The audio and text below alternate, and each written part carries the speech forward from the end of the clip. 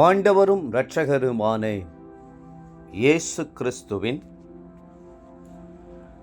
ஈடு இணையற்ற நாமத்தில் அன்றன்றுள்ளப்பம் வாசகர்களுக்கு எங்கள் அன்பின் வாழ்த்துக்கள். 2025 ஆண்டு ஜூன் மாதம் 17ஆம் தேதி செவ்வாய்க்கிழமைக்குரிய தின தியானம். இன்றைய தலைப்பு நான் வருகிறேன். 2 ராஜாக்கள் 6ஆம் அதிகாரம் 3ஆம் 4ஆம் வசனங்கள் சொல்கிறது, நீர் தயவு செய்து உமது அடியாரோடே கூட வரவேண்டும் என்றான். அதற்கு அவன், அதாவது எலிசா, நான் வருகிறேன் என்று சொல்லி அவர்களோடே கூட போனான். கர்த்தர் உங்களோடு வருவார் என்றால் அங்கே அற்புதங்கள் நடந்து கொண்டே இருக்கும். ஆகவே நீங்கள் ஒவ்வொரு நாள் காலையிலும், தேவனே, இந்த புதிய நாளுக்குள் பிரவேசிக்கப் போகிறேன், நீர் என்னோடு கூட வரவேண்டும் என்று சொல்லி கிறிஸ்துவை அழையுங்கள். தீர்க்கதரிசிகளின் புத்திரரில் ஒருவன் எலிசாவை நோக்கி, நீர் தயவு செய்து உமது அடியாரோடு கூட வரவேண்டும் என்றான். அதற்கு எலிசா, நான் வருகிறேன் என்று சொல்லி அவர்களோடே கூட போனான். அவர்கள் யோர்தான் நதி அருகே வந்தபோது கோடரியினால் மரங்களை வெட்டினார்கள் என்று வேதம் சொல்லுகிறது.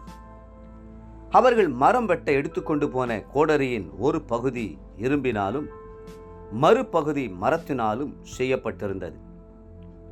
மரத்தினாலான பகுதி மனுஷீகத்துக்கும் இரும்பினாலான பகுதி தெய்வீகத்துக்கும் அடையாளமாயிருக்கிறது.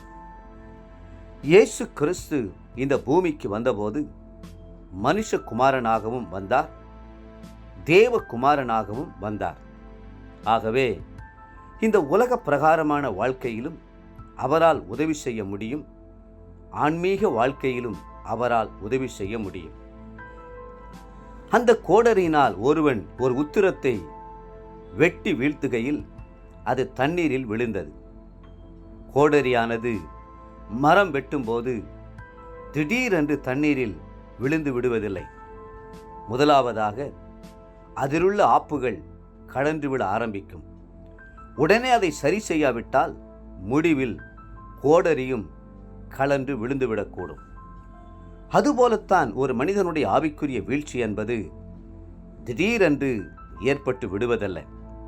முதலாவது, அவன் தன் ஜெப ஜீவியத்திலே குறைவுபடுகிறான், வேத வாசிப்பிலே குறைவுபடுவான், சபை கூடி வருதலை அசட்டை செய்வான், பின்பு தேவனுடைய ஊழியக்காரர்கள் மேல் குற்றம் கண்டுபிடிப்பான், பின்பு தேவனுக்கு விரோதமாக முறுமுறுப்பான். கடைசியில் அவனுடைய ஆத்துமா பாதாளத்தில் அமிழ்ந்து போகும்.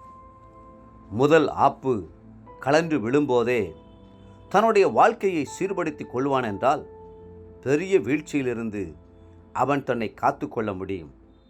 கவனக்குறைவும் அலட்சியமுமே அநேகருடைய பின்மாற்றத்துக்கு காரணம். தண்ணீரில் மூழ்கியிருந்த கோடரியை மிதக்க வைப்பதற்கு எலிசாவுக்கு ஒரு மரக்கிளை தேவைப்பட்டது. அது பாவத்தில் அமிழ்ந்து போன ஆத்துமாவை மிதக்க வைக்கக்கூடியதாய் இருந்தது. அந்த மரம்தான் கல்வாரி சிலுவை மரத்திலே நமக்காக ஜீவனை கொடுத்த இயேசு கிறிஸ்து. அவர்தான் ஈசா என்னும் அடிமரத்திலிருந்து தோன்றின துளிர். ஏசாயா 11:1. தேவப்பிள்ளைகளே, உளையான பாவச் சேற்றிலிருந்து உங்களை தூக்கி எடுப்பதற்காகவே இயேசு அடிக்கப்பட்டு நொறுக்கப்பட்டார் அல்லவா?